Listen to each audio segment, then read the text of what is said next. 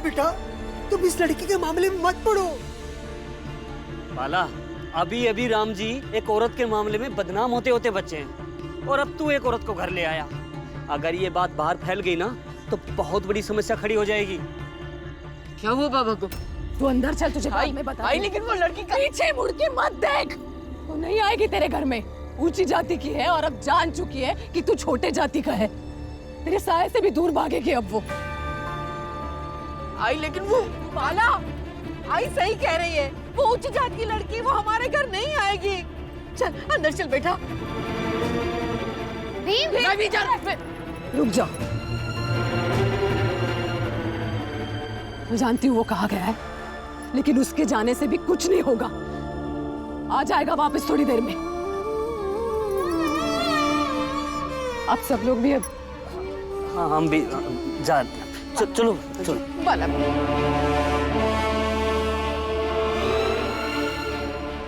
अंदर चल। लेकिन भाई अकेली एक शब्द नहीं सुना है अभी। चल चल अंदर। एक शब्द नहीं। अकेली लड़की बहस करेगा? भीम बनना है तुझे भी? अंदर चल। चल बेटा चल चल चल चलो चलो अंदर चल।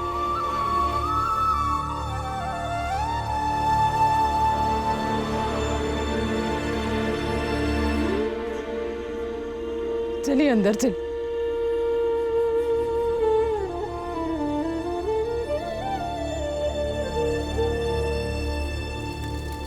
रुकिए रुकिए तो, रुकिए रुकिए रुकिए।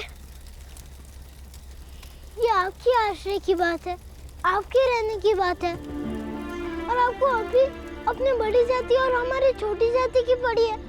बिल्कुल पड़ी है। जिस जात में पैदा हुई, जिस जात के संस्कारों में पली बड़ी, उस जात के संस्कारों को कैसे भूल जाऊं?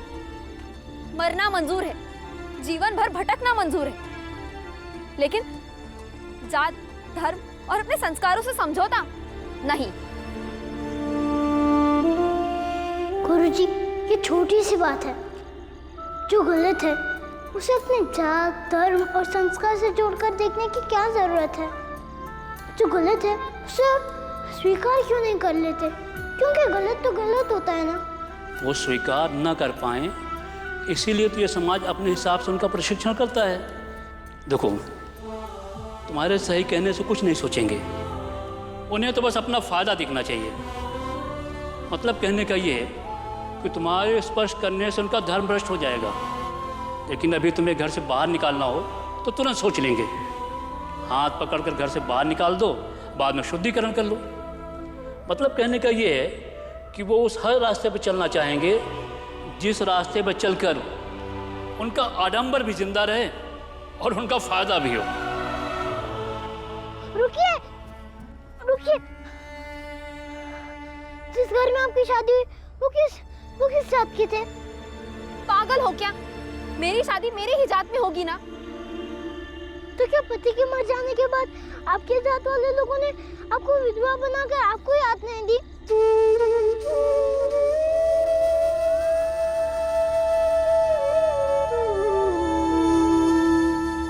बाला भैया बता रहे थे कि आप रात भर स्टेशन पर किसी का इंतजार कर रही थी, मगर वो नहीं आया। और आप जिसका इंतजार कर रही थी वो किस जात का है? मेरी ही जात का था। और अब आप जिनके डर से अपने घर नहीं जाना चाहती, आत्महत्या करने की कोशिश कर रही थी, वो किस जात की हैं? मेरी ही जात के, और कौन सी जात के होंगे? और तुम ये बेवजह के सवाल क्यों पूछ रहे हो? आपकी जाति के लोगों ने आपको भटकने के लिए छोड़ दिया, फिर भी वो सही। और हम छोटी जाति के लोग, बाला भी और मैं, आपको एक रहने की जगह दे रहे हैं, चाह रहे हैं कि आप रात में कहीं ना भटको, फिर भी हम गलत हैं।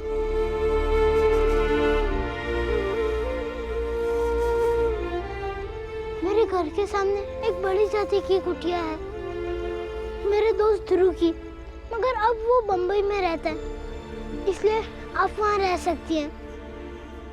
बाला भैया और मैं आपके कुछ नहीं है, मगर आप ऐसे भटकेंगी तो मैं अच्छा नहीं लगेगा। और बाबा कहते हैं कि हर इंसान को समझना चाहिए कि दुख हमेशा नहीं रहता, उसे खत्म किया जा सकता है। और एक इंसान को दूसरे इंसान का दुख देखकर अपनी आंखें नहीं मूंद लेनी चाहिए। इसलिए हम आपसे आग्रह कर रहे हैं, बाकी आपकी मर्जी। हाँ, ये सही है। बाला, तू एक आई, अगर भीम किसी की मदद करता है तो सही। मैं किसी की मदद करने की कोशिश कर रहा हूँ तो मैं आपको गलत लग रहा हूँ? देख, तू भीमा के साथ अपनी तुलना बंद कर दे। अरे, अब भेदभाव करोगे और मैं तुलना भी ना करूँ?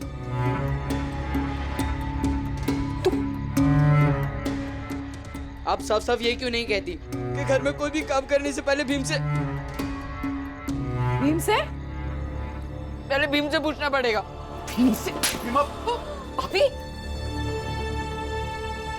अपने आई को ताने देगा? इतना बड़ा हो गया तू अब। एक बार कह दिया चुप बैठ तो चुप बैठ। भीम,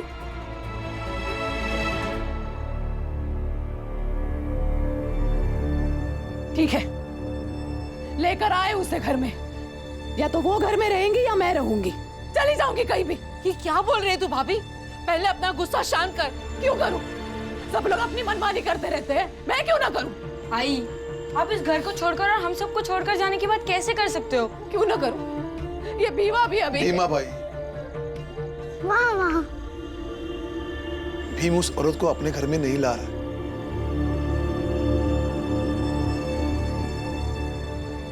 लेकिन मैंने कहा था ना कि ये कुटिया मेरे दोस्त ध्रुव की है। वो बड़ी जाति का ही था, अब इसमें रह सकती है।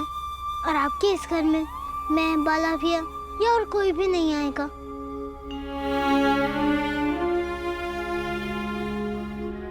बाबा के पास इतने पैसे नहीं होंगे कि वो बिस्तर, बर्तन, चूल्हा सब नया खरीद कर ला पाए, लेकिन हम कुछ ना कुछ व्यवस्था तो जरूर करेंगे। आपका धन भ्रष्ट होने नहीं देंगे।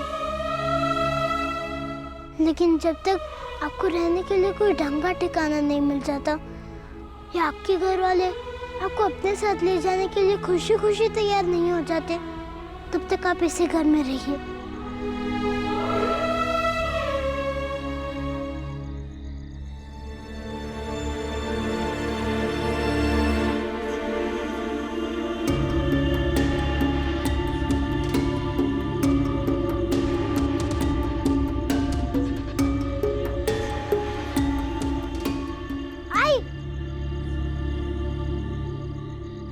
मैं जानता हूँ कि आपको ये सही नहीं लग रहा है, मगर आप बस इतना सोचिए कि उन्होंने बाबा के साथ जो किया उसे सोचकर हम किसी की मदद करना छोड़ दें। बाबा को हम वहाँ से बेदक कर ले आए, मगर हम सब तो दागदार हो जाएंगे ना। गुरुजी कहते हैं कि अच्छाई किसी चीज की तुलना में नहीं होती, अच्छी चीज बस अच्छी होती है। और बाला भैया ने एक अच्छा काम किया है, उसकी तुलना किसी से नहीं होनी चाहिए। बाबा के साथ बड़ी जात के लोगों ने जो किया उससे भी नहीं।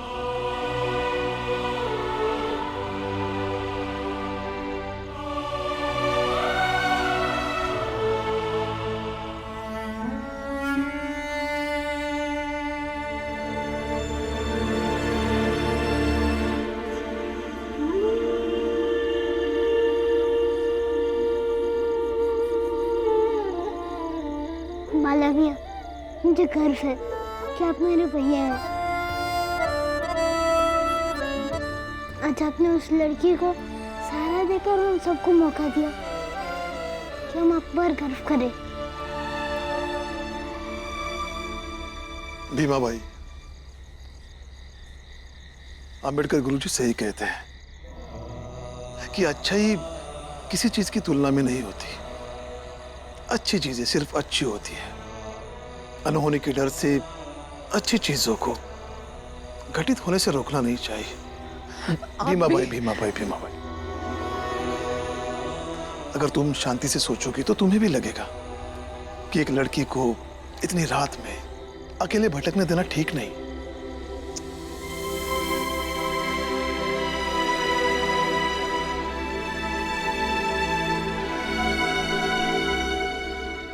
कहाँ रह गए तुम? पूरी रात इंतजार करती रही, क्यों नहीं आए? अपने घर से तुम्हारे सहारे भागी थी और इन छोटी जात के लोगों के बीच आकर फंस गई हूँ। आज ये लोग मुझे सहारा दे रहे हैं, जिनकी छाया छूने भर से भी मैं स्नान करने चली जाती थी।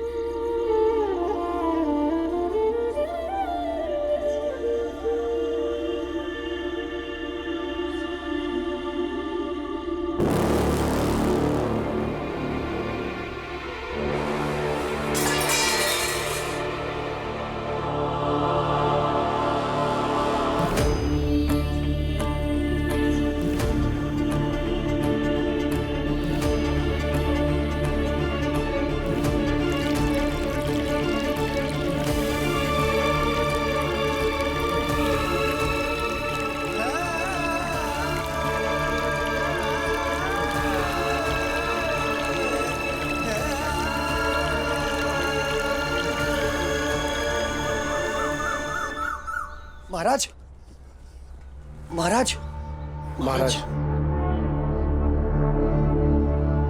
इतने व्यग्र क्यों हो तुम दोनों? महाराज जी, कानों कान खबर मिली है कि वो बाला रातों रात अपने साथ किसी लड़की को भगा कर लेकर आया है। संस्कारहीन है वो लोग।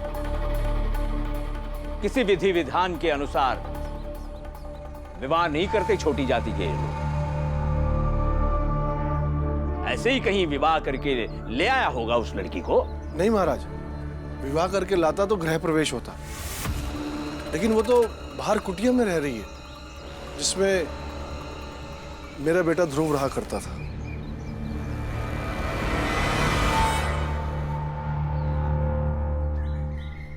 तो पता कर लो कौन है वो औरत, कहां से आई है, क्यों आई है, और आई है तो उस कुटिया में क्यों रहती है। जो आ गया महाराज। जी महाराज।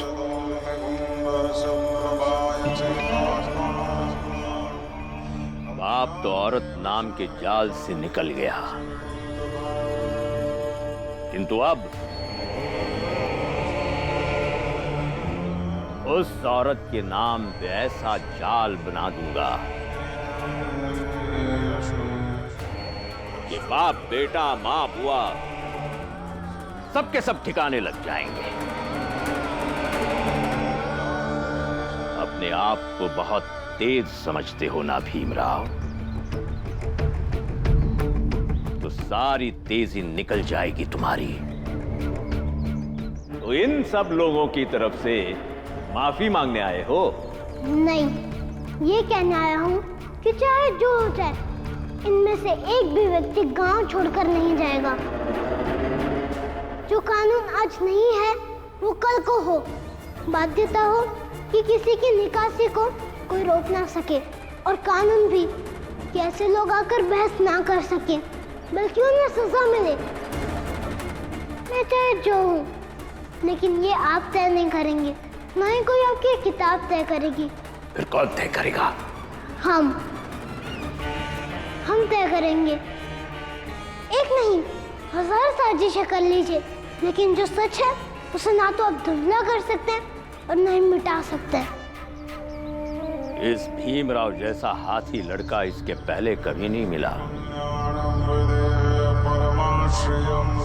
इतने सवाल किसी ने भी नहीं पूछे। इस संसार में अगर सतर्क रहना है तो सवाल पूछने वालों से सतर्क रहो। शक्ति के बल पर सल्तनतें पलटी होती होंगी, किंतु मान्यताओं में बदलाव आता है सिर्फ सवालों और सवालों के बल पर ही। और इस भीमराव को ना रोका तो वो हमारे ही मान्यताओं में बदलाव लाएगा, और ये बदलाव ना तो उचित है, ना उसे मैं होने दूंगा।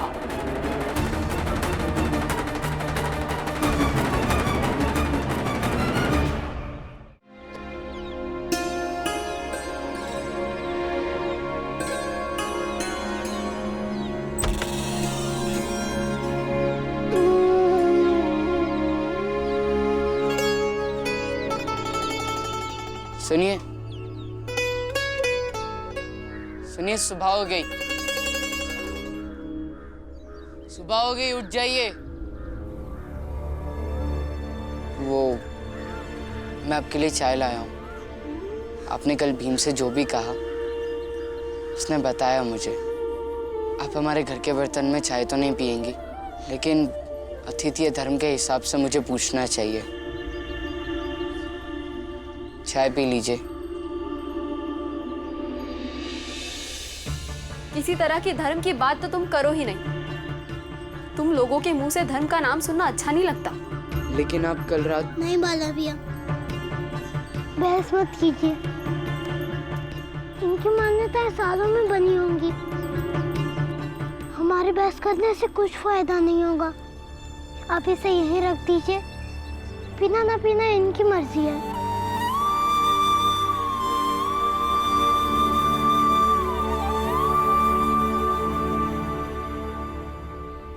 अरे बाला, कहां से लाया इस लड़की को? कौन है ये?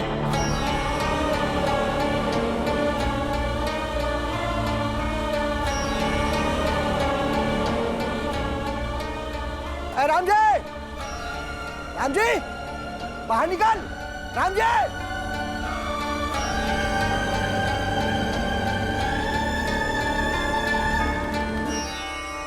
कोई हमें बताएगा ये लड़की कौन है और कहां से लेकर आए इसे?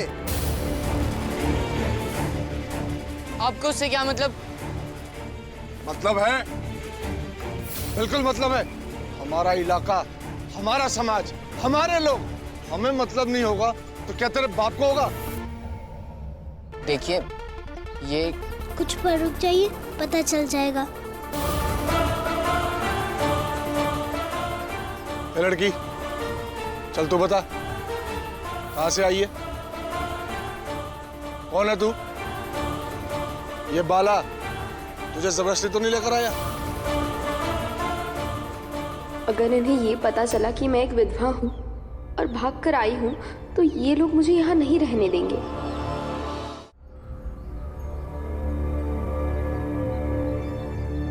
अरे बोलती क्यों नहीं है, चुप क्यों है? ए लड़की, बोल ना।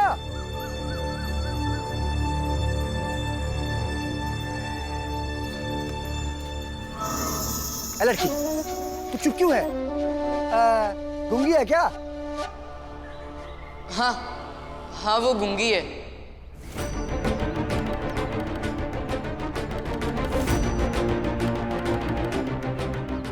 ये बेचारी कुछ बोल नहीं सकती है। तभी तो।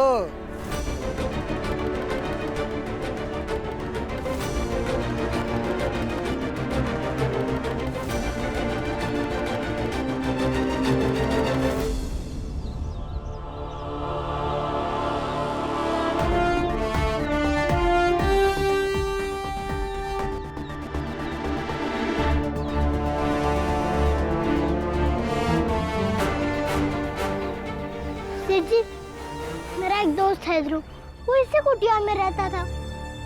तो मैंने सोचा कि क्यों ना उसकी याद में पति को विश्राम गृह बना देते हैं।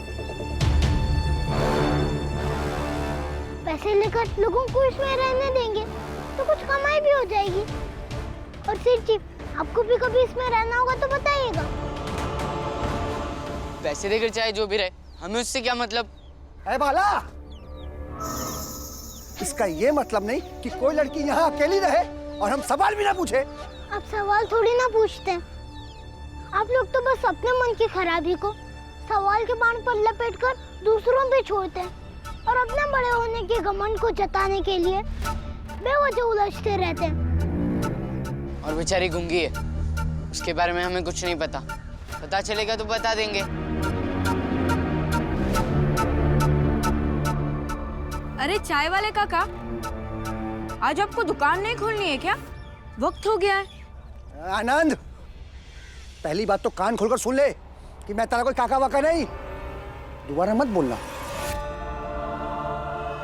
और दूसरी बात, तेरा बाप सूबेदार था तो मैं डर जाऊंगा क्या? मैं कोई डरता वरता नहीं।